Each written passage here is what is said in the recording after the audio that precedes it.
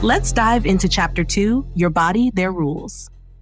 This chapter will focus on the way society, culture, religion, and systems try to regulate and dictate women's bodies, from puberty to clothing to reproductive rights, without ever having to live in them.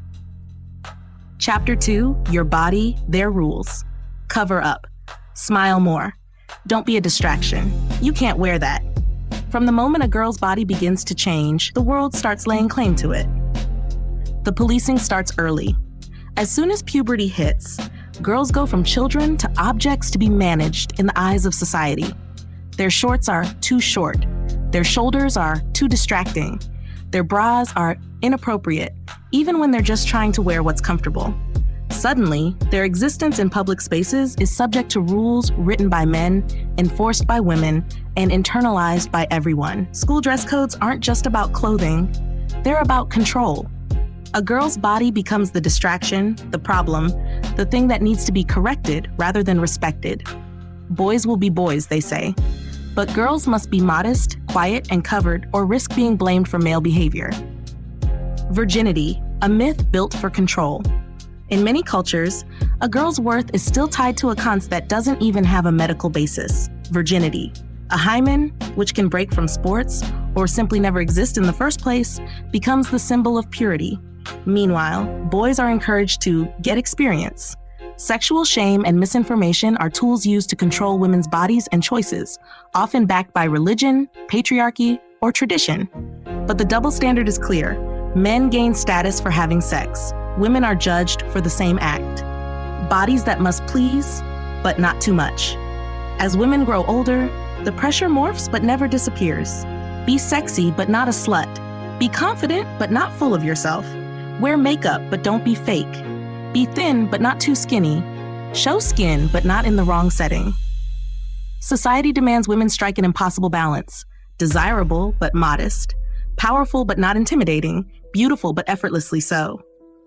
Every choice, from what you wear to how you walk, is analyzed, criticized, and often sexualized. And when women are harassed or harmed, too often the question isn't, what did he do?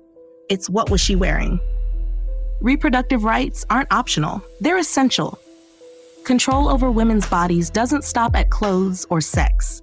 It reaches deep into reproduction. From forced sterilizations in history to modern-day abortion bans and birth control restrictions, women's wombs have long been treated as public property. Politicians who couldn't identify a uterus on a diagram make decisions that impact millions of them. And when women protest, they're often called emotional, dramatic, or extreme. Imagine a world where a man had to ask permission from the state to ejaculate responsibly.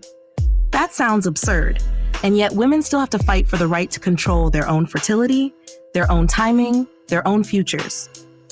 The myth of choice in beauty, even when it comes to appearance, hair, weight, skin, women are told they have freedom. But it's a freedom shaped by billions of dollars in advertising, male desire, and cultural pressure. A woman who doesn't shave is unhygienic. A woman who gains weight is letting herself go. A woman who ages naturally is brave, as if staying youthful forever is the default goal. The pressure is so relentless that even the most empowered women struggle to separate what they want from what they were taught to want. Is it really a choice if you're punished for choosing otherwise? Reclaiming the body. But here's the thing, women are waking up. From the Free the Nipple movement to abortion rights protests, women are pushing back against a culture that claims ownership of their bodies and doing it publicly, loudly, and unapologetically. They're saying, my body is not your battleground. My choices are not open for debate. My worth isn't measured by your approval.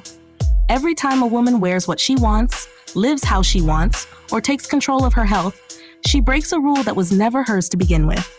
Your body is not wrong. The system is. This chapter is about reclaiming ownership, not just of skin and shape, but of autonomy, pleasure, and power. Because until women are free to exist without justification, there is no such thing as equality.